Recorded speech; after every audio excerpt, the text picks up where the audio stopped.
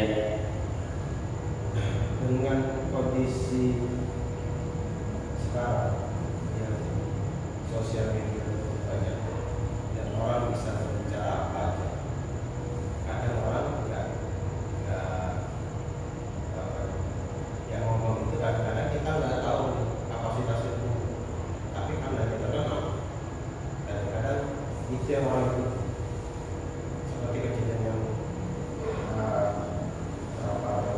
misalnya kayak ada yang perdebatan antara guru dengan ustaz murid yang mereka berbicara tentang bagaimana agama itu, keimanan itu bisa di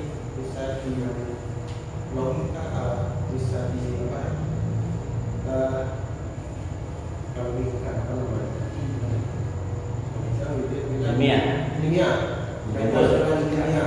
Benar itu masuk ke ilmiah, Pak. Yang satu dia ngomong berdasarkan pendapat dari ulama-ulama, yang satu dia berpendapat berdasarkan logika berpikirnya. Itu ya kalau misalnya kita ikut, kalau kita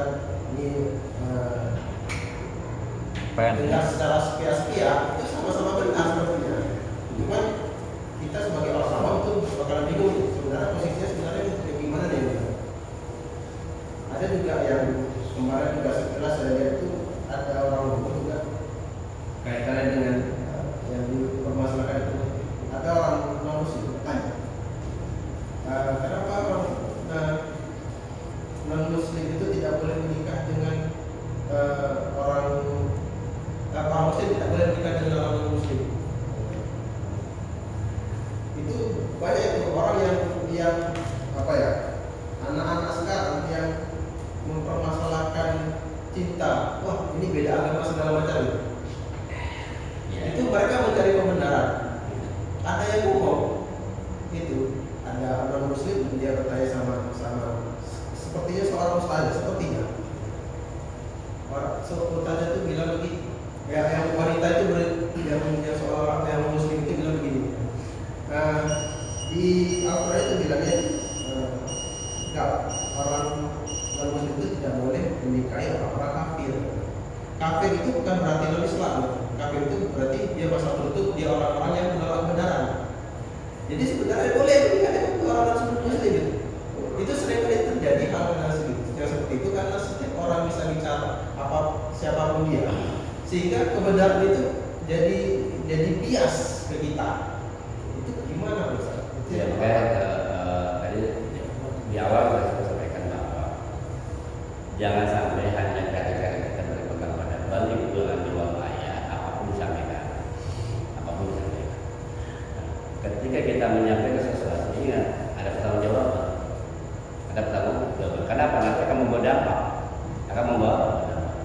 Nah, ketika menyampaikan sesuatu kita harus lihat dulu ini domainnya apa, siapa yang kita hadapi, gitu. Ketika dalam forum ilmiah yang isi memang orang-orang yang jelas semua, boleh. Tapi jangan dibuka di depan umum, itu nggak boleh. Padahal tradisi NU adalah bahasa masa ya. Bahasa masa itu adalah kajian ya. Jadi memang orang-orang khusus yang memang di dalamnya. Terserah dia mau model apapun karena memang setara gitu kan. Nah, tetapi ketika hal-hal khusus diomongkan di depan umum, ini akan bawa dampak. Itu yang pertama. Yang kedua, contoh misalkan kayak bahas masalah kajian-kajian ilmu ma'rifat, ilmu hakikat gitu kan. Kan tidak semua orang akan nyampe.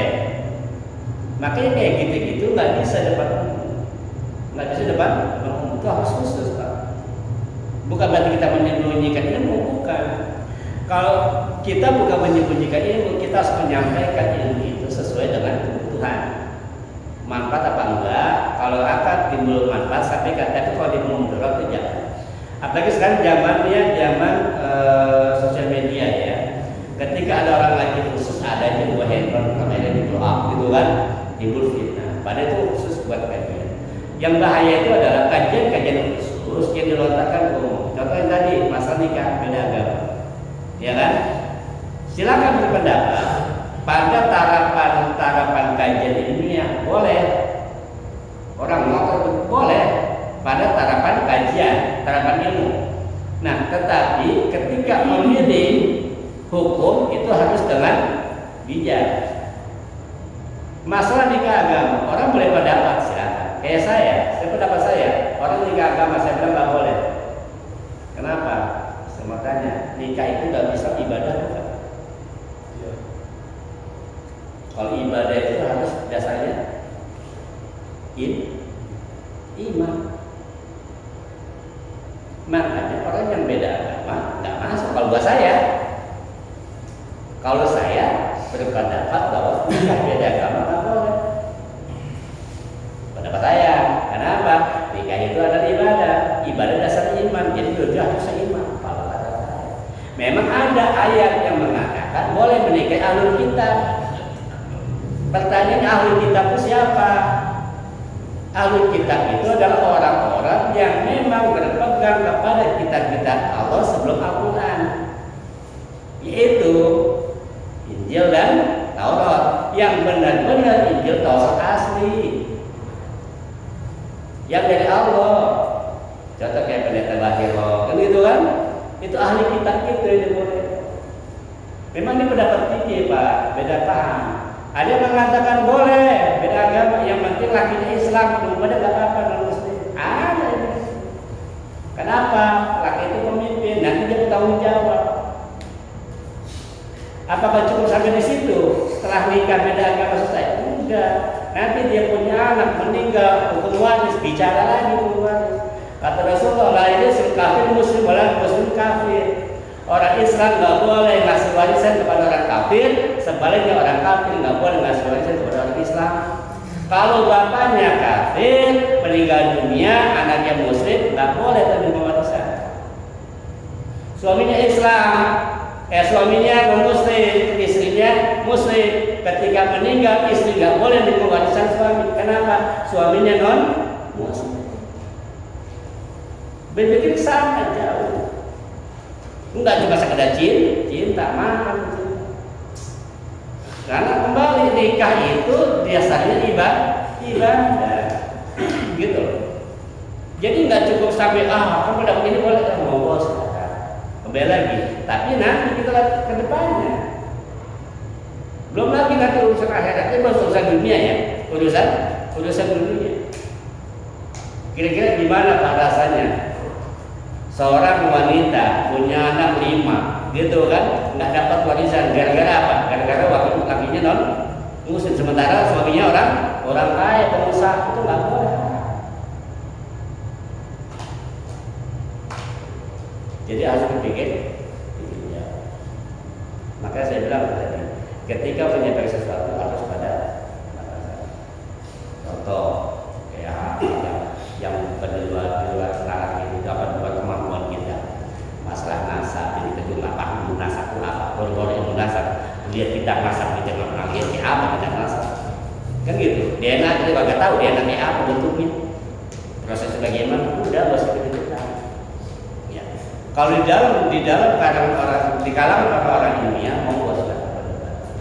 Contoh ketika tulisan Aida dapat kita kan masalah ayat musik, kan gitu. Sebenarnya itu pun disampaikan pada kalangan ilmiah ketika lagi seminar.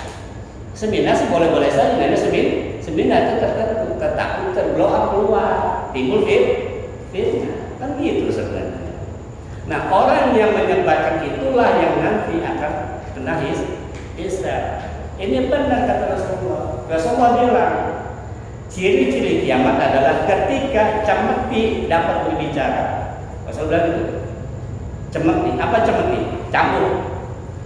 Cambuk itu, cemeti itu adalah penghubung antara si kusir sama si hewan. Alat penghubung, cemeti itu alat penghubung. Ketika cemeti sudah berbicara, dia apa? Ketika alat penghubung menjadi tuntunan. Ini sudah tanda-tanda ya. Orang lebih percaya YouTube, lebih percaya berita netizen daripada omongan ustaz. Orang lebih percaya kepada kabar-kabar